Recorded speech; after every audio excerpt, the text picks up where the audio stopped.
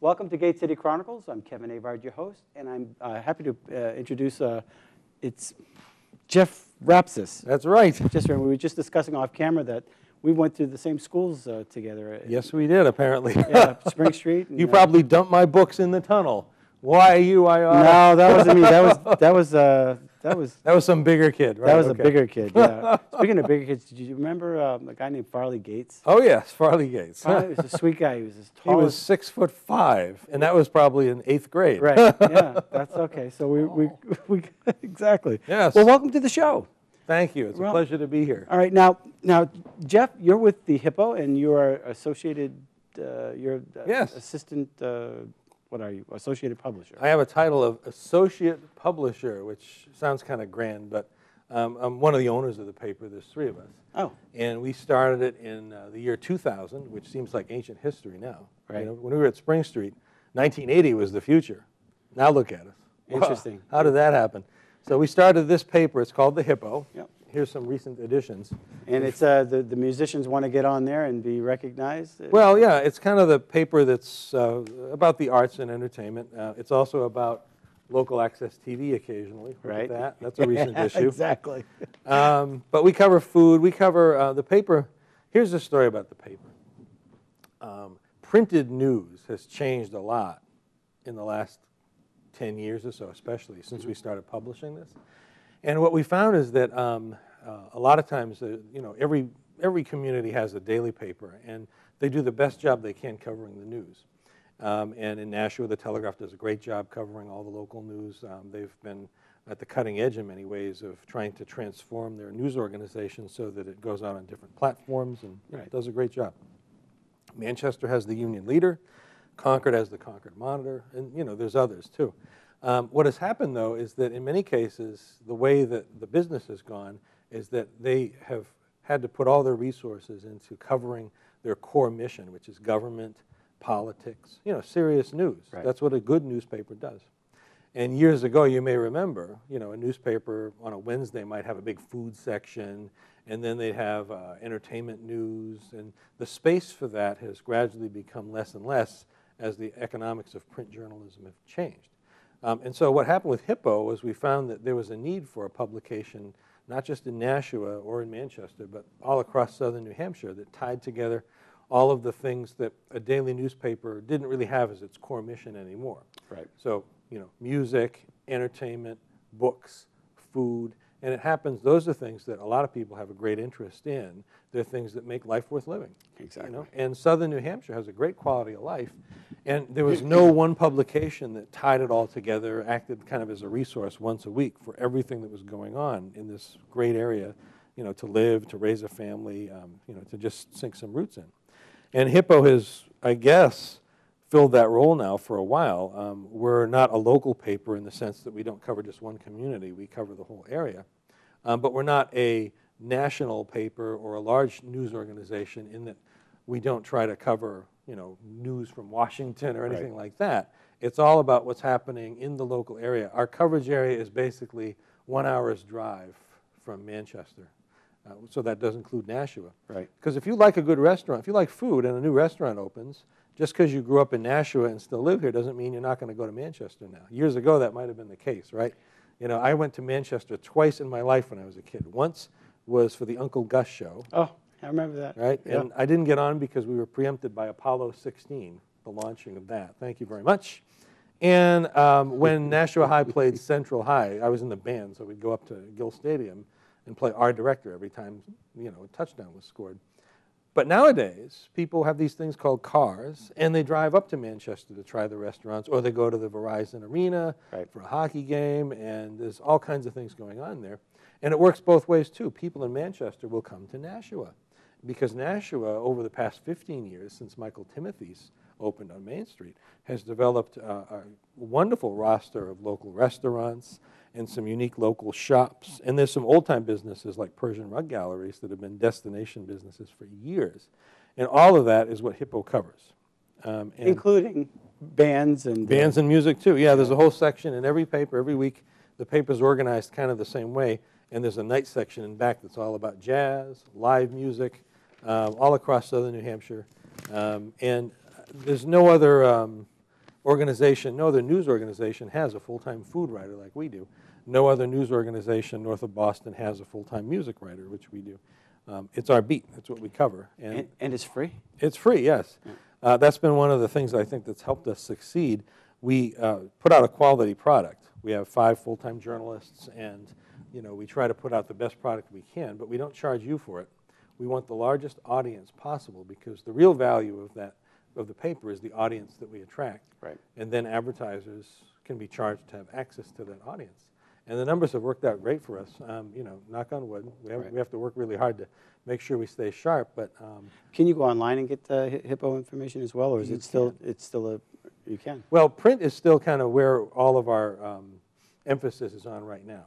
Things are changing fast, but we've never been interested in the internet as a substitution for this, right. Because our whole business model depends on people seeing the content at the same time as the ads.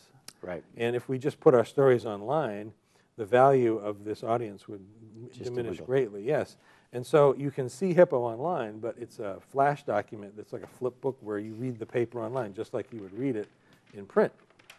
And that has been gaining audience gradually, but it's nothing we've been emphasizing, because we still find that delivering our product once a week in a printed form is still a really useful and convenient way for what we do to happen. Online, we are working on some apps and some other things that you'll be seeing in the next year, where we'll take some of our content. For instance, Hippo publishes, do I have it with me? I do. Hippo publishes once a year a magazine about what our readers say is the best of Southern New Hampshire.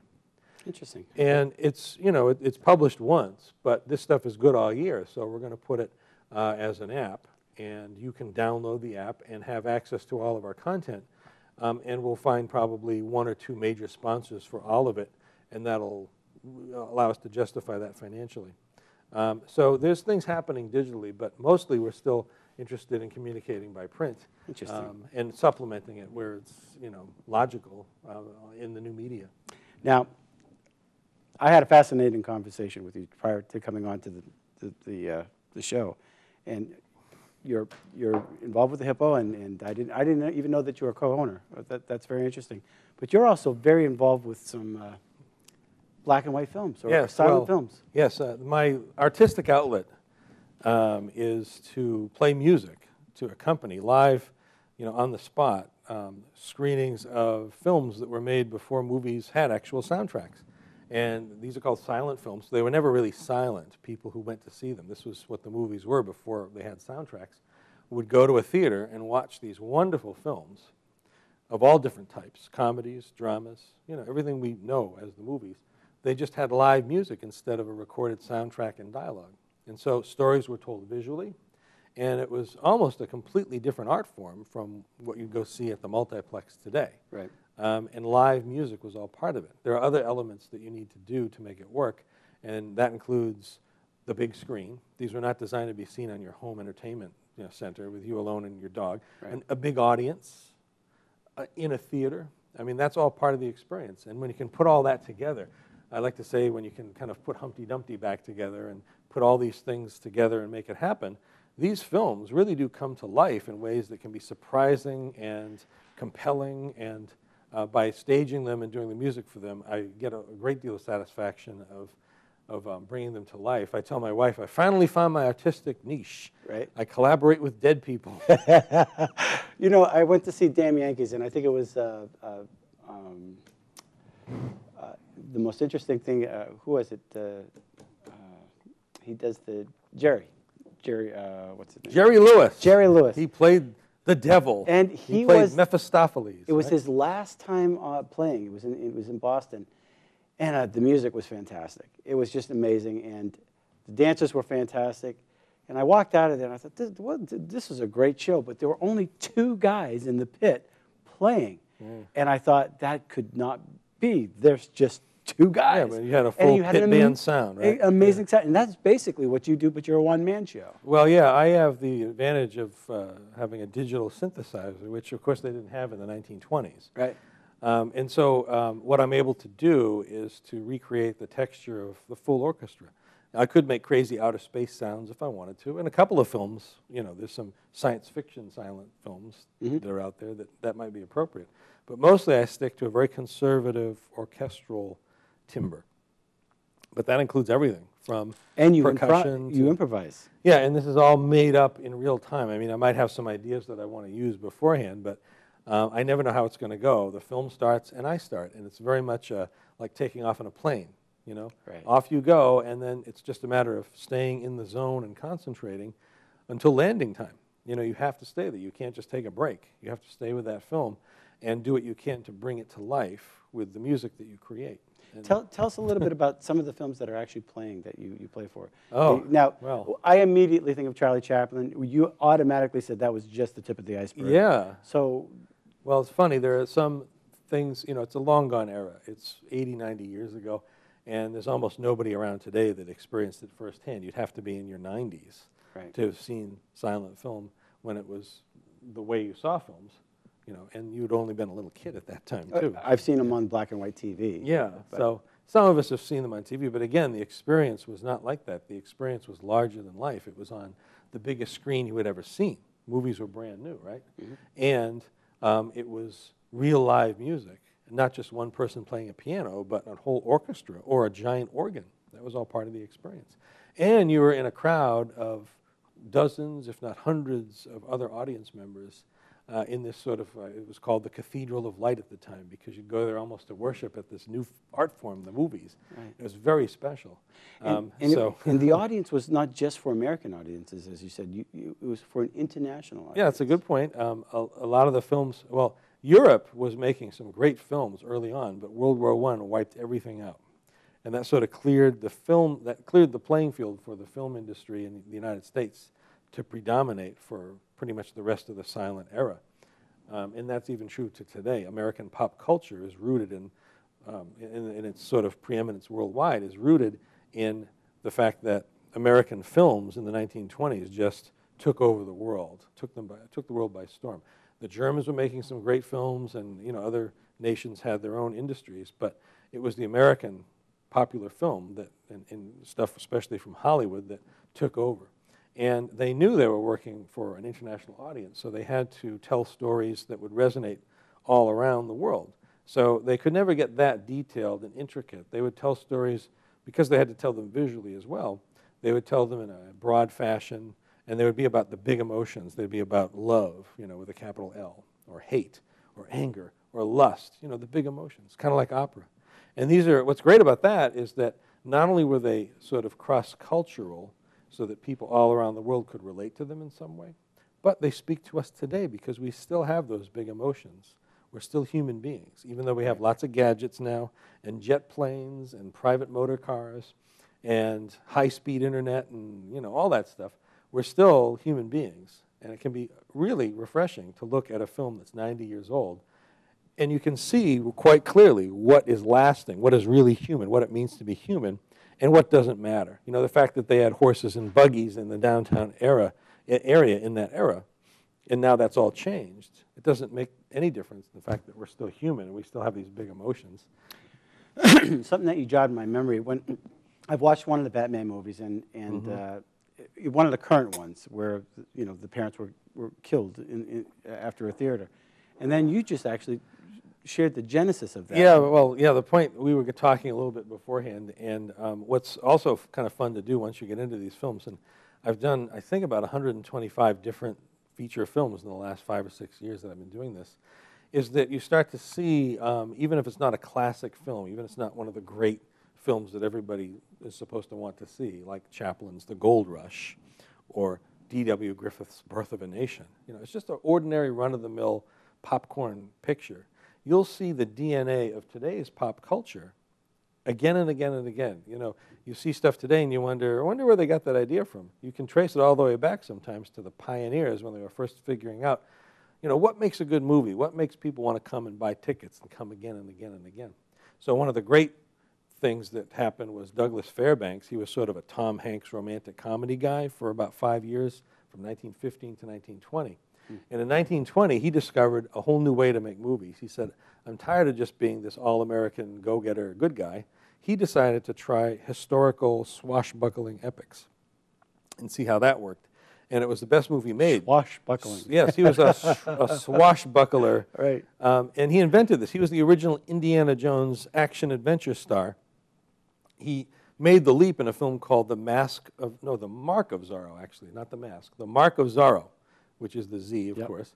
And in that film, he played a character who was from literature. You know, Zorro was a novel. And he brought it to the screen, and it was about a crime fighter who was sort of a weak, foppish, rich guy by day, but when it's time to fight crime, he was this whole other personality. He had a mask, and he would avenge the injustices all around him, and no one knew who he was. He was the mysterious caped crusader. Sound familiar? Yeah. Yeah. So what happened with that was that when Bob Kane was creating the whole Batman comic book originally in the 1930s, he needed a backstory. And if you look at the original Batman backstory, Bruce Wayne was a young kid in the 1920s when his parents got murdered. And they got murdered outside a movie theater when they had all gone to see what film? Zorro.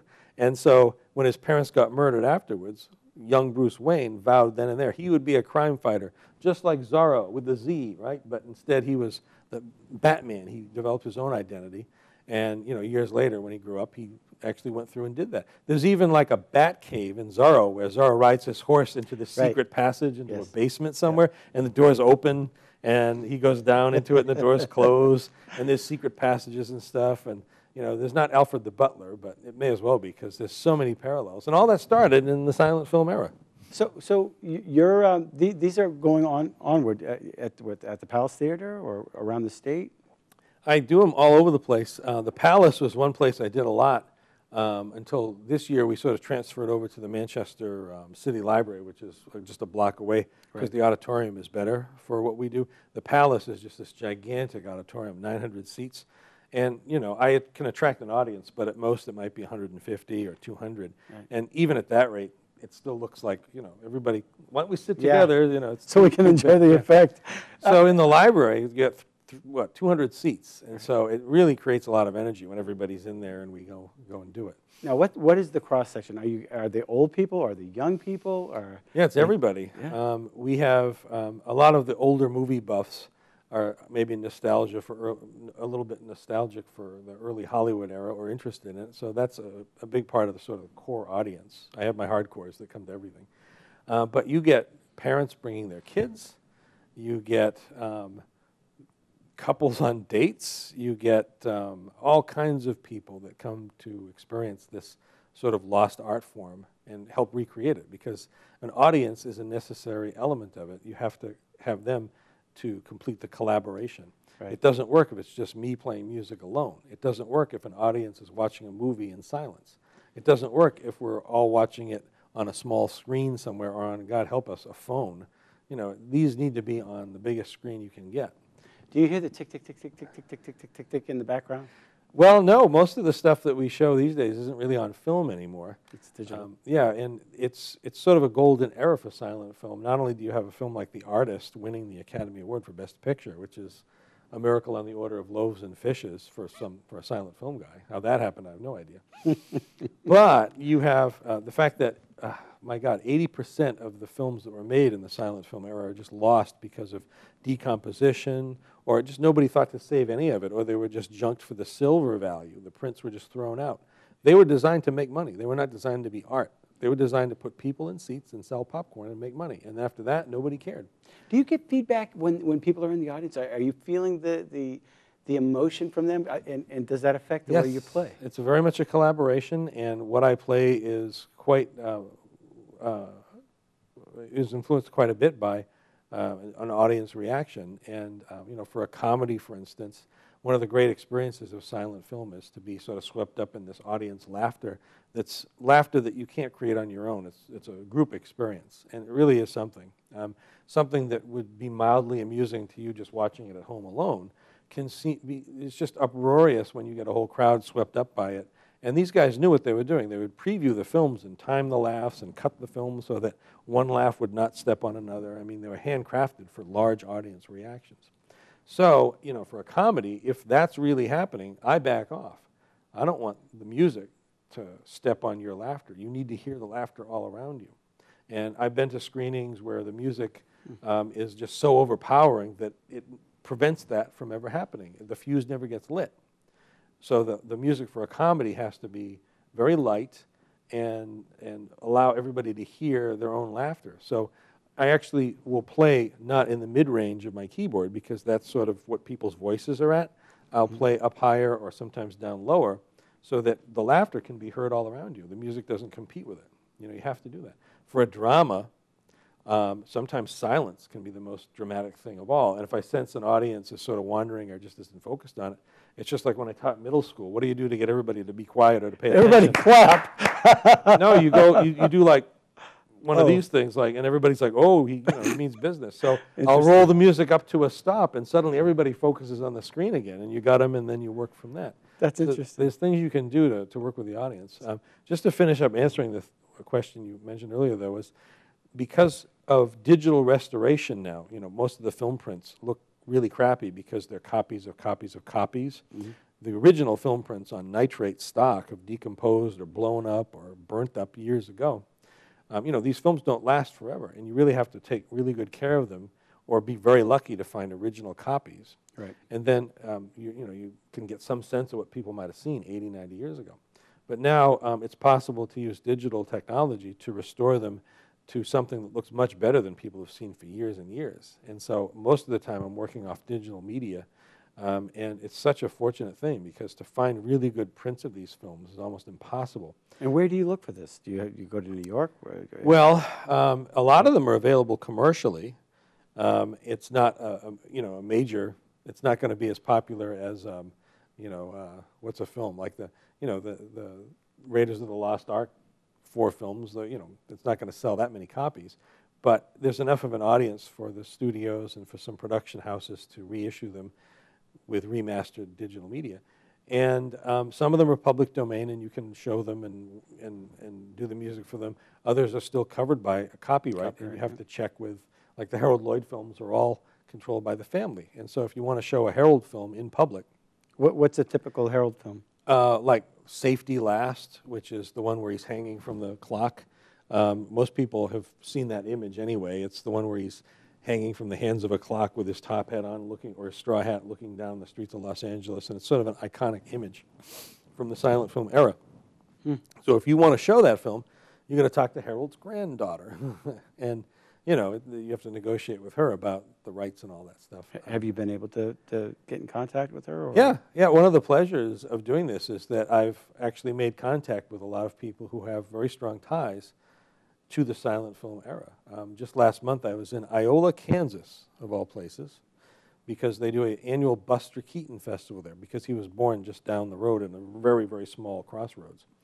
And at that convention, I not only saw his granddaughter, who's now a good friend because we've seen her many times, but a new person I'd never met was Buster's nephew, Harry Keaton, who worked for the phone company for years and paid really no attention to the vintage film community. But now that he's retired, he's discovered everyone wants to hear his stories about his uncle Buster, who he knew when he was a young kid. Buster died in 1966, and Harry knew him up until the time when Harry was probably 15. But that's a lot of experience with the Buster Keaton, and it's fascinating to be kind of one person removed and hear original stories about the family from him. A lot of history tied to this. Oh my gosh. It is. It's sort of like it's like anything. You can get into it at several layers, and what you get to learn about popular culture and history. I mean, just Prohibition alone, that shows up in a lot of silent film because Prohibition was in effect during the height of the silent film era. So there's many comedies and dramas that have a strong Prohibition element where liquor is illegal, and so a lot of comedy comes from that, and a lot of drama can come from that. So you do have to sort of tell people, if they're not familiar with what Prohibition was, before a screening, you go, just so you know, Prohibition was this, and that's why there's gangsters transporting liquor all around. Was Elliot Ness? All of that, yeah. If it's not explained, some people might have missed that in their history lessons, and it would seem incomprehensible to them.